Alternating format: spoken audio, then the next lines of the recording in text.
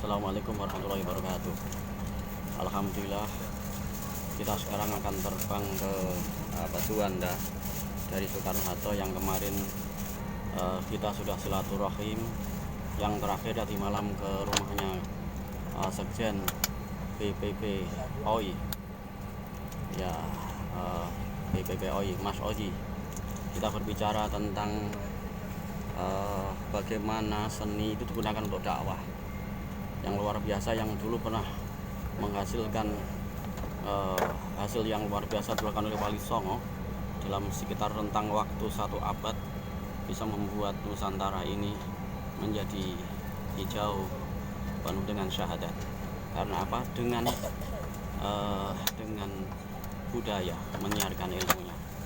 Maka kita hari ini bagaimana meniru itu, bagaimana mempraktekkan itu di dalam perjuangan sekarang, seperti yang dilakukan oleh Bang Iwan Fals yang menyanyikan lagu-lagu kehidupan seperti tadi malam lagu Ibu, tentang bagaimana jasa ibu dan bagaimana kita harus berbuat kepada ibu.